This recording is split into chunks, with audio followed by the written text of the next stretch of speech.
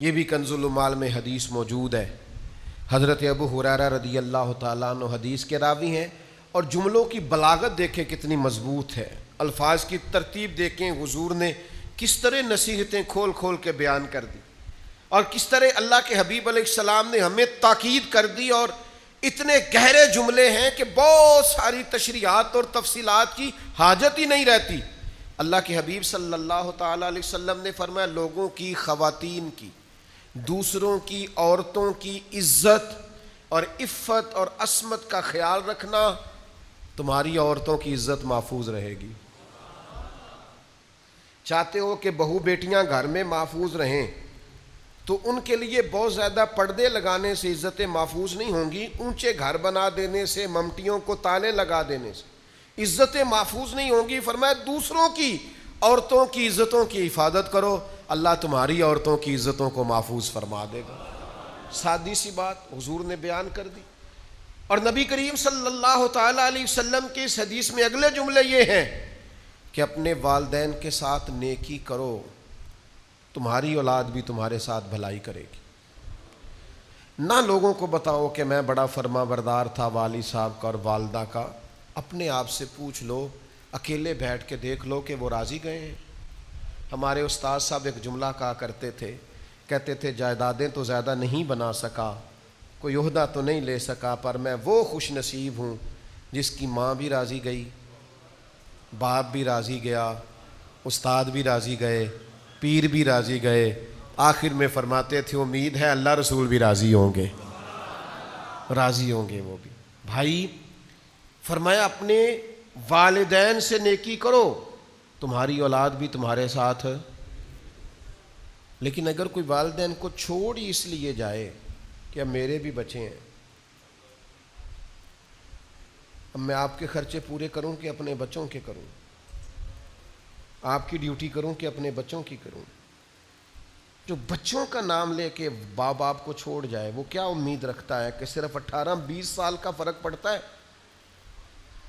وہ بچے بھی کہتے ہیں بس ابا جی ختم معاملہ،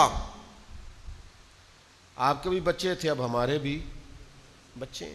تو میرے بھائی حضور نے فرمایا اگر چاہتے ہو تمہاری اولاد تمہاری خدمت کرے تو اپنے والدین کے ساتھ۔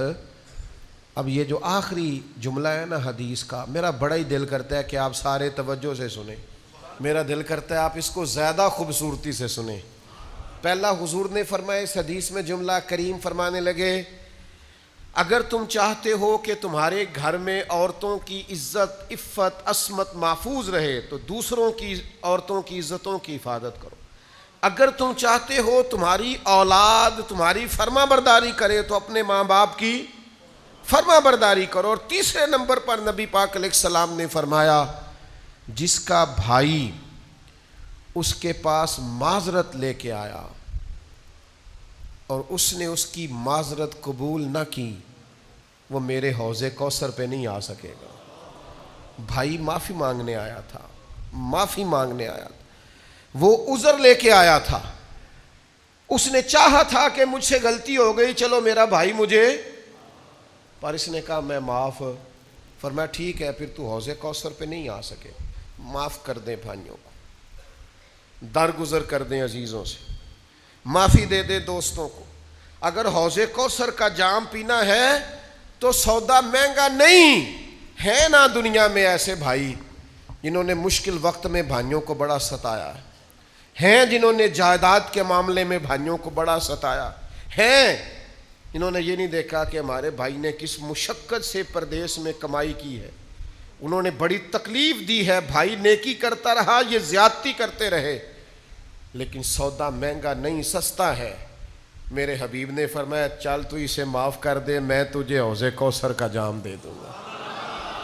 میرا خیال ہے سودا مہنگا دیتے ہیں، تکلیف بھائی بڑی دیتے ہیں، بعض اوقات مشکل وقت میں چھوڑ جاتے ہیں، پلو باندھ کے سائیڈ پہ ہو جاتے ہیں۔ چھوٹے بہن بھائیوں کو دیکھ کے کہتے ہیں بھائی ساڑھے اپنے بھی بال نے انہوں نے سوچیے کہ اپنے کہتے ہیں ہاں ہاں لیکن معاف کر دو، بھائیوں کے لیے نہیں، مدینے والے کی بارگاہ سے جام کوثر کے لیے۔ آج نہ نماز پڑھو نہ جب اللہ اکبر کہنے سے پہلے پہلے معاف کر دو. کو تیری زیادتیاں یاد ہیں، تیرے دکھ یاد، تیرے دیے ہوئے سارے گھاؤ یاد، تیری کی ہوئی ساری باتیں یاد ہیں، دل کی تختی پہ لکھے ہیں مشکل وقت میں تیرے بولے ہوئے جملے، تیری بیوی کی ہوئی باتیں، حتیٰ کہ تیرے سسرال کے کہے ہوئے ایک ایک لفظ یاد ہیں. پر جا تجھے معاف کیا، ہم نے سودا کر لیا ہے مدینے والے حبیب سے، ہم نے حضور سے سودا کیا ہے. حضور نے کہا ہے کہ تو بھائی کو معاف کر کے آنا، میں تجھے کوثر کا جام دوں. تو ارادہ کر لیا ہے کوثر کا جام پینا ہے، کوثر کا جام پینا.